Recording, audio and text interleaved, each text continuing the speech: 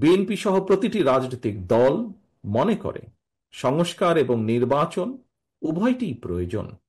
সুতরাং সংস্কার এবং নির্বাচনকে মুখোমুখি দাঁড় করানোর কোনোই প্রয়োজন নেই।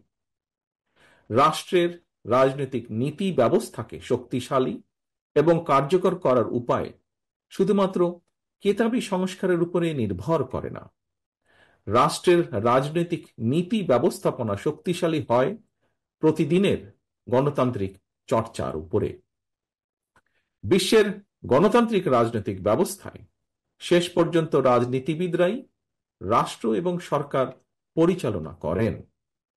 সুতরাং রাজনীতি, রাজনীতিবিদ, রাজনৈতিক প্রক্রিয়া এবং গণতান্ত্রিকামী জনগণের বিচার বুদ্ধির উপরে আস্থাহীনতার প্রয়াস শেষ পর্যন্ত গণতান্ত্রিক বিধি ব্যবস্থাকে দুর্বল এবং প্রশ্নবিদ্ধ করবে।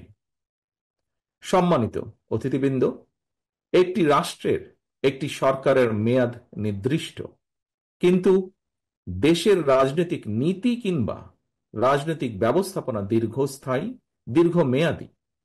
সুতরাং রাজনৈতিক প্রক্রিয়াকে শক্তিশালী এবং টেকসই কার্যকর রাখতে জনগণের রাজনৈতিক এবং অর্থনৈতিক ক্ষমতায়ন নিশ্চিত করা অত্যন্ত জরুরি।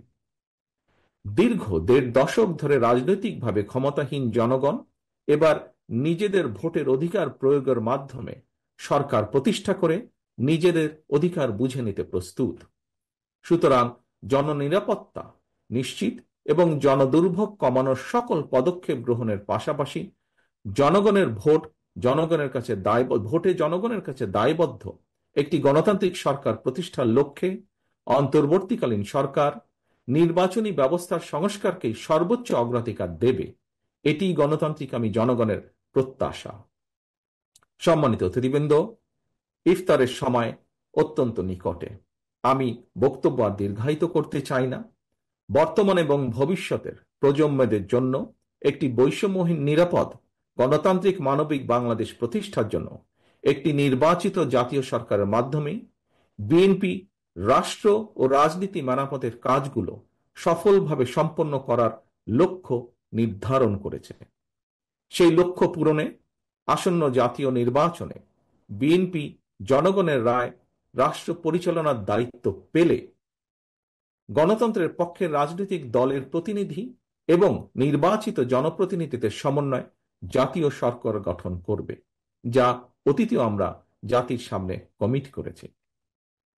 গণতান্ত্রিকামী রাজনৈতিক দলগুলোর সর্বস্তরের নেতাকর্মী সমর্থকদের প্রতি আহ্বান, গণতান্ত্রিকামী জনগণের প্রতি আহ্বান, বীর জনতার গণ অভ্যুত্থানে হাজারো শহীদের রক্তে রঞ্জিত রাজপথে গড়ে ওঠা জাতীয় ঐক্য বিরোধী ষড়যন্ত্র অব্যাহত রয়েছে এখনো।